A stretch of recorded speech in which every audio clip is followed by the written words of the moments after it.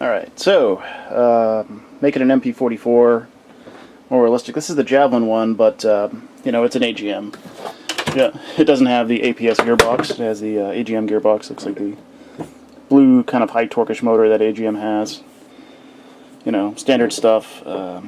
Definitely not going to leave it stock. I'm going to upgrade, you know, see if the motor's fine first. You know, if it's like a JG Blue, it'll be fine. If it's less torque than that, I'll switch it out. But, you know, upgrade the wires, change out the internals to something better, stronger. So, you know, get a decent rate of fire as I'll be using this outside. You know, and all that entails. Probably change out those bearings because they're the kind of crappy bearings. You know, make sure it's shimmed good. Had a blonde wood stock on it. I already unscrewed the metal piece. I am going to just kind of maybe rough this up a tiny bit. Back in the day, there were some blonde wood stocks, but I'm assuming they kind of got dirty and failed use, so I'll make it a little darker. Actually, it looks pretty good on the viewfinder. In real life, it's actually much blonder than that. So it's got a nicer tone through the viewfinder of my camcorder. And here's the gun. I already took the gearbox out. Taking that off. Throw something on there. So what I'm going to do, I got some my TS42 light gunmetal and TS38 gunmetal, which is darker. And I am going to essentially make it look like that. I mean, granted, that gun is probably like 70 years old. But, you know, make it look like that, because if you look here, it's sort of a darker, you know, sort of Parkerized finish on this and that.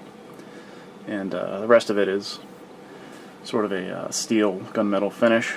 Somebody doesn't make a steel paint, and, you know, well, an aerosol anyway, so I'm just going to fudge it with the light, because it's lighter, it looks like steel.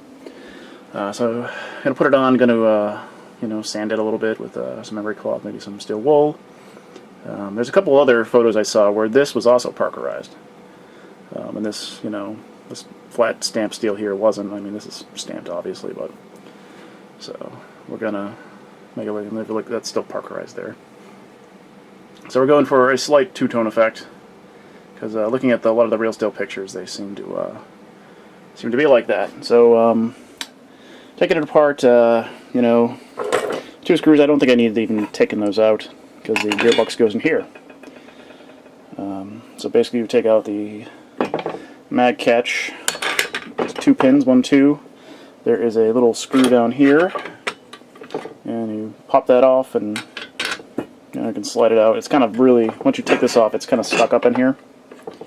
So you gotta kind of pull. I use a screwdriver to help pop it out while pushing the hop-up forward. The hop-up is definitely going to get some work. This thing just like slides right off.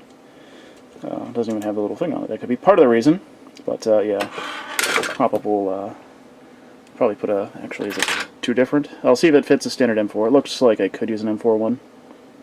I don't know what all this crap here is about,